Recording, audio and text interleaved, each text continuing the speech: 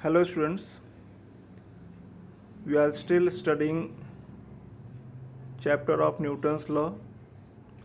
Many topics have been already discussed. Some questions have also been given.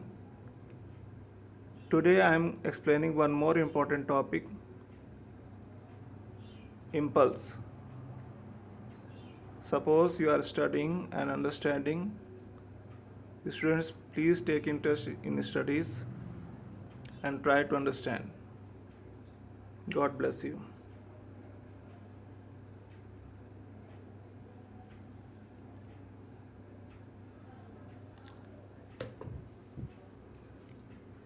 Students, you are familiar of many events in which force is applied on a body for very small interval of time. Very common example is hitting a cricket ball by a bat. So bat and ball come in contact for very small interval of time, and the force applied by bat on ball is called impulsive force. I suppose you are understanding sense of impulsive force when force is applied on a body for a very small interval of time. Of course, in this event, some more forces may be present, but all those forces are much smaller than the force which is talked about. So, impulse is thought of when force is applied on a body for very small interval of time. An impulse is mathematically defined as product of force and time, as given in equation 1. Here J is symbol of impulse, F is force applied, and delta T is time interval.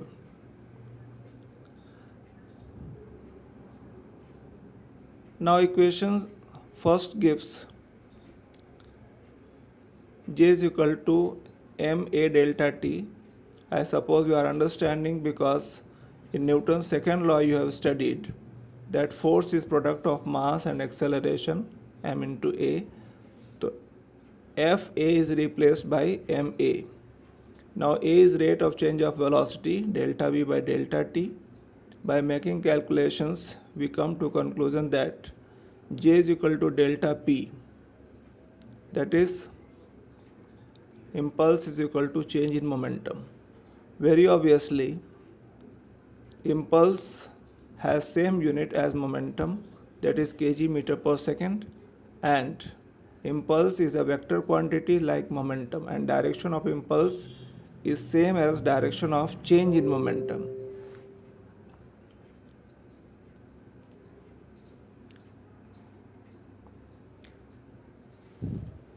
Students, let us understand some important and interesting examples which are explained on the basis of momentum.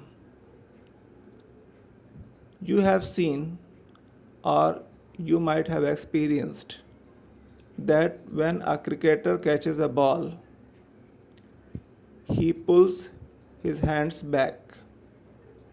The question is why? When he catches the ball, he takes time to stop the ball,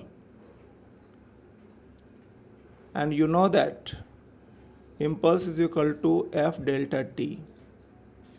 For given event, impulse J remains constant. So if time delta T increases, force will decrease. That is, when ball is stopped by pulling hands, time taken increases and force applied by the ball on hands decreases. In such condition, possibility of injury is minimized. That is why a cricketer pulls his hands while catching a ball. Similar example is, suppose a person jumps on a hard floor like pakka floor.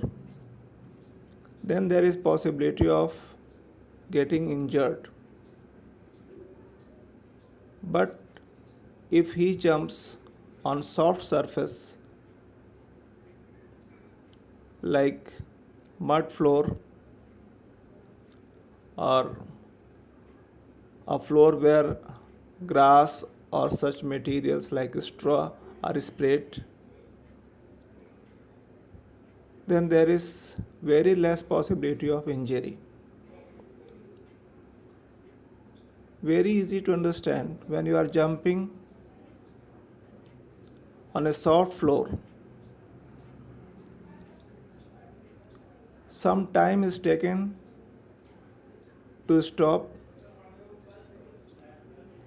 and like above example, above explanation, if time taken increases, force applied will decrease.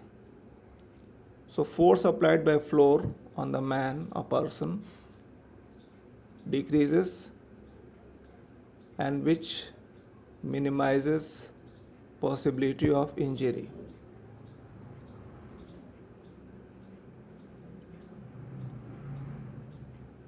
Two more examples are given. On the basis of above explanations, you will understand these examples too.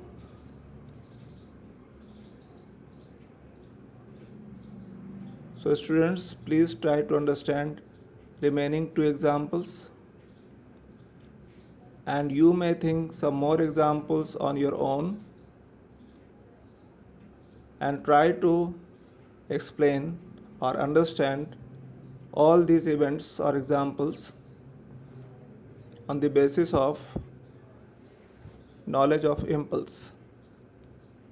Thank you, students. Keep studying. Be safe. God bless you.